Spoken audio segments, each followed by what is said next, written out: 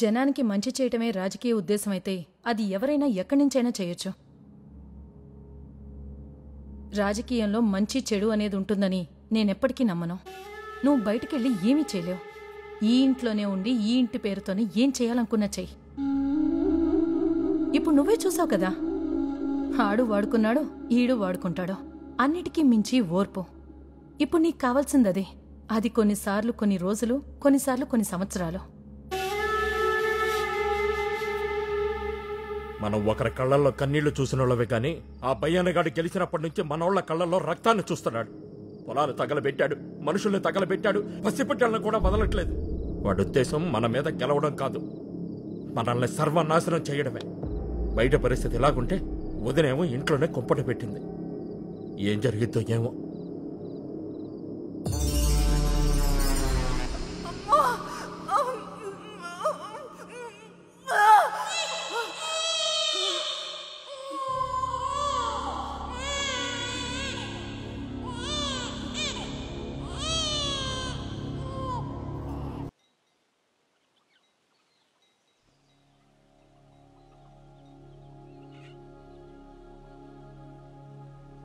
పెదకాపు లాంటోళ్ళు 100 మంది పుట్టినా భయన లాంటోళ్ళు, సత్యరంగయ్య లాంటోళ్ళు అప్పుడప్పుడు పుడితే చాలు బతుకులు ఇలాగే ఉంటాయి.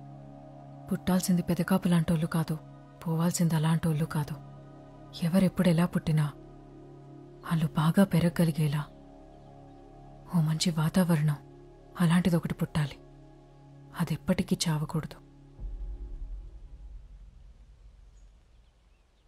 నిజం చెప్పడంలో నాకు అస్సలు చెంకుండదు. నువ్వు అనుకున్నది చాలా తొందరలోనే జరుగుతుంది.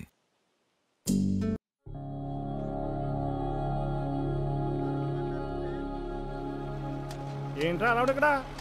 రామారావు గారు మధ్యాహ్నం 3 గంటలకు ఫోన్ చేస్తున్నారంట. ఏ రామారావు గారు రా? ఇంకే రామారావు గారా? ఇంటి రామారావు గారు నేను కేకేసి కొట్టేసి రోజులు దగ్గర పడిపోయినాయి. ఇదిగో రామలక్ష్మి, మధ్యాహ్నం 3:30కి రామారావు గారు ఫోన్ చేస్తున్నారంట. ఎవరికి? అయ్యో మన ఊరికే. ఏంటి సోమరాజు గారు మన ఊరికి ఫోన్ చేస్తున్నారంట. ఏంటి రామారావు గారు?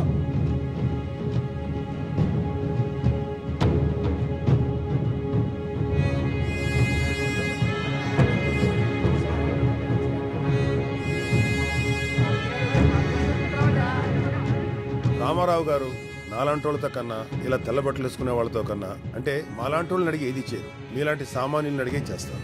నాలాంటోళ్ళు ఒక్కొక్క ఏరియాకి వెళ్ళి అక్కడ ఉన్న పరిస్థితులను చెప్పిన దాన్ని బట్టి ఇప్పుడు ఆయనే డైరెక్ట్ గా ఫోన్ చేసి ఎవరికిస్తే బాగుంటుందో అడుగుతారు. మరి ఎవరు మీలో ధైర్యంగా దానికి సమాధానం చెప్తారు? ఎవరు ధైర్యంగా మాట్లాడతారు? ఇంకెవరో మన సారా మాస్టర్ చేత మాట్లాడించండి. ఇప్పుడు కదా ఎవరు మాట వచ్చాడు.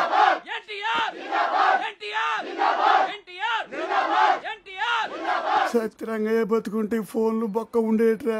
డైరెక్ట్ దేశంలో కూర్చోబెట్టుకున్నాడు. ఈడ అబ్బా ఓడి తూకం ఇంకా నువ్వు దీనికి మనకు వస్తుందా ఇద్దరు?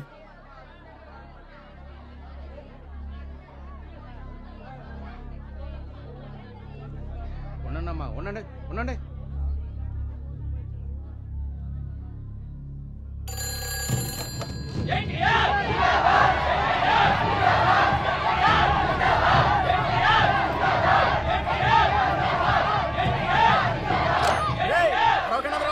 బుద్ధిజ్ఞానం లేదంట్రా?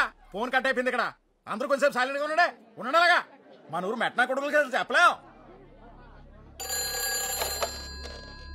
హలో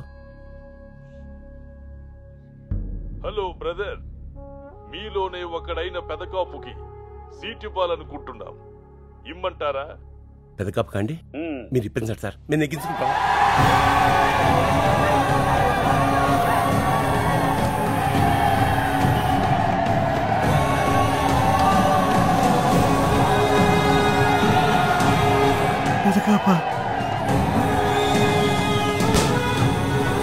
అసలు సీటు కోసం వీడిని అనుకోవటం ఏంటి? అసలు వీడి పేరు అక్కడి దాకా ఎలా తెలిసింది? ఒక మనిషిని చంపిన వాడిని ఎతికి మరీ సీట్ ఇస్తున్నారు అంటే ఇదంతా మీ వల్లే వచ్చింది. 15 సంవత్సరాలుగా ఎవడు మనల్ని ఏమీ పీకలేక కొడుకుని చంపేస్తే చంపిన వాడి మీద ప్రతీకారం తీర్చుకోవడం చేతకాక మన బదులు వాడు ఎవడో చంపాడని చెప్పి ప్రేమతో వాడిని వదిలేశారు. ఇప్పుడు చూడండి, ఆ నా కొడుకు ఇప్పుడు మనకు మొగుడయ్యాడు. ఇప్పుడు సీటు తెచ్చుకున్నాడు, రేపొద్దున ఓట్లు కూడా తెచ్చుకుంటాడు. అయిపోయింది, మన పని అయిపోయింది.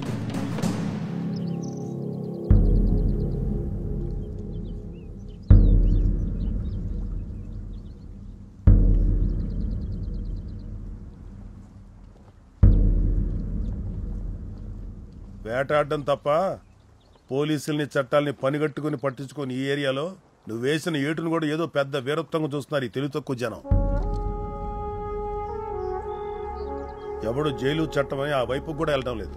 ఒకవేళ వెళదాం అనుకున్నా సాక్ష్యం చెప్పడానికి కూడా ఎవరు ముందుకు రావట్లేదు. అంతలా గుండెల్లో పెట్టుకుని చూసుకుంటున్నారు జనం నేను.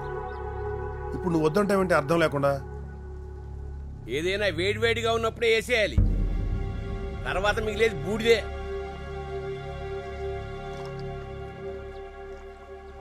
ఒకప్పుడు మా నాన్న చెప్తుండేవాడు, తల్లికి ఒక్కడు పోయినా పోయినట్టే అని. మావాడు బతుకున్నాడా సరే సరి, ఒకవేళ చంపేసుంటే ఆ చావుకు 100 మంది కారణమైతే ఒక్కడూ బతుకున్నాడు. అయినా సొంత అన్ననే కాపాడుకోలేకపోయాను. బయట జనాలను కాపాడుతా వాళ్ళు నన్నెలా నమ్ముతారు? ఆ అర్హత వచ్చినప్పుడు నేనే అడుగుతా.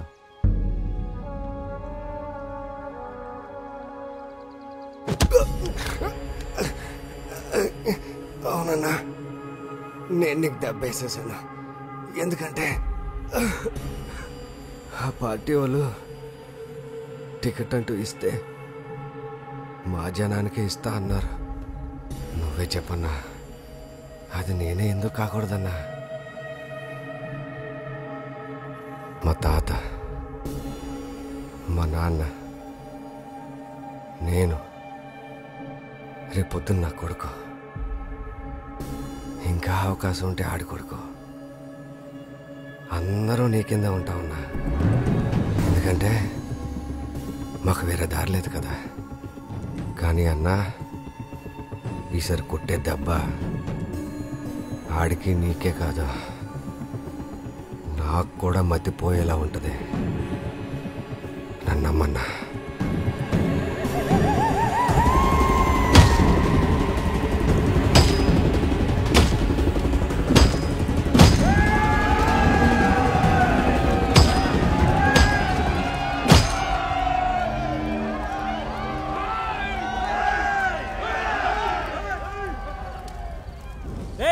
ఆ జెండా నరకడం వెనక మీ ఉద్దేశం ఏంట్రా? అంటే పెదకాపుకి సీట్ ఇస్తున్నారనా, లేదా తలకిందలుగా తపస్సు చేసిన ఈ జన్మకి మీకు సీట్ రాదనా? లింగులింగమంటే ఈడొకటి తయారయ్యాడు మా జనాల్లోంచి.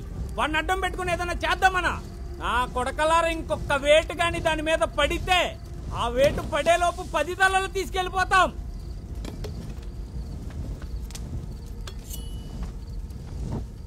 నేను మీలో ఒకనే. నా రక్తం ఎరుపే, నీ రక్తం ఎరుపో కదా నాకు తెలియదు కదా. చూస్తాను. ఏదైనా పని చేసే ముందు బలిస్తారు కదా, ఇందాక మర్చిపోయా. ముందు నా కొడుకుని బలిచ్చి తర్వాత దాని సంగతి చూస్తా.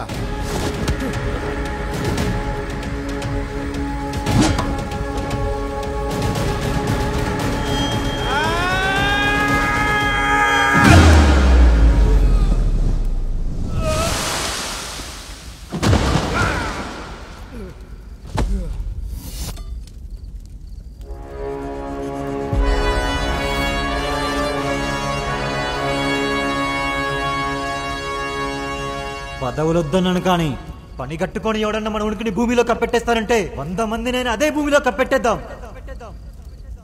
యుద్ధం తప్ప మనిషికి శాంతినిచ్చేది ఏది ఉండదు. యుద్ధం తప్ప మనం బతుకున్నామని చెప్పేది కూడా ఏది ఉండదు. ఒకప్పుడు నేనే చెప్పా గొడవలకి వెళ్ళొద్దని, కానీ ఇప్పుడు నేనే చెప్తున్నా, దొరికినట్టు వేసేయండి నా కొడుకుల్ని. ఒక్కడు కూడా